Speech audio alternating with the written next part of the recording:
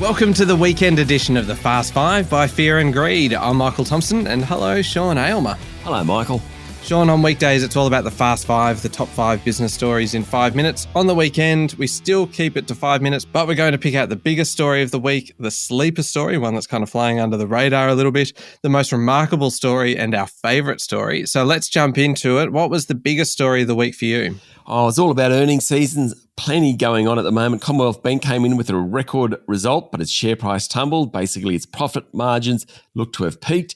Telstra, good result for the giant telco. Customers seem to be sticking around Telstra more than they used to.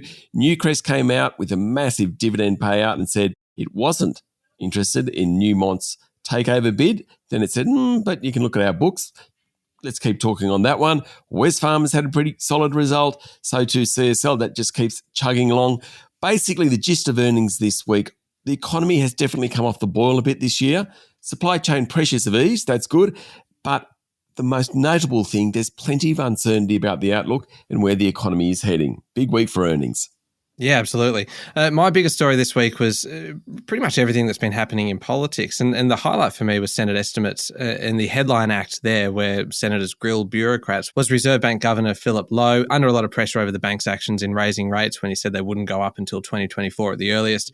He said that the pain from rising rates is less than the pain of unchecked soaring inflation. Also in politics this week, Sean, we had the 15th anniversary of the apology to the stolen generation, the abolition of temporary protection visas for asylum seekers, warning that boats might start arriving, committee looking at the impact of bank branch closures in regional areas, plenty happening globally as well, inflation figures in the US, and kind of tensions cooling a little bit between the US and China over the shooting down of that Chinese spy balloon, because the other 3 things that the US shot down weren't apparently linked to China. Don't know what they were, but they weren't Chinese. There you go.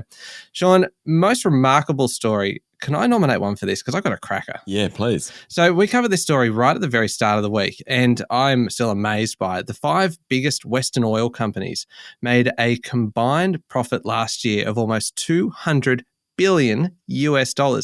That is extraordinary. Great for shareholders, obviously. The biggest was ExxonMobil with a record $56 billion.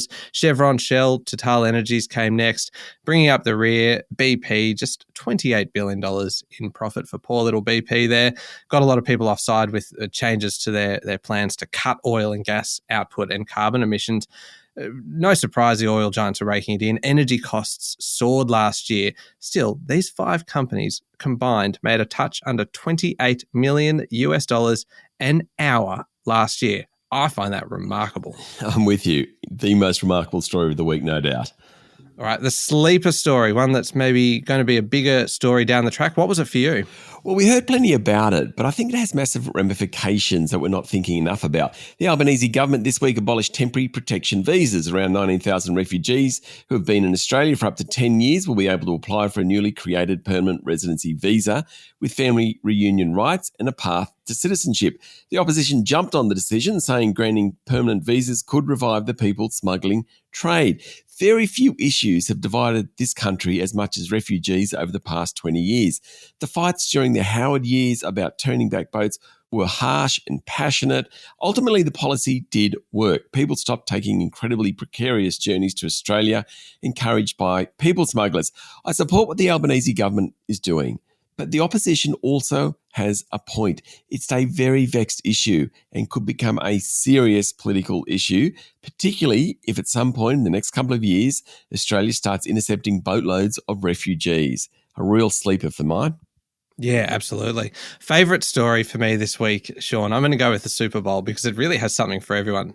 For sports lovers, it's got the actual game. Kansas City Chiefs beating the Philadelphia Eagles, a couple of Australians playing as well. Then for the business side, and we are a business podcast after all, the advertising.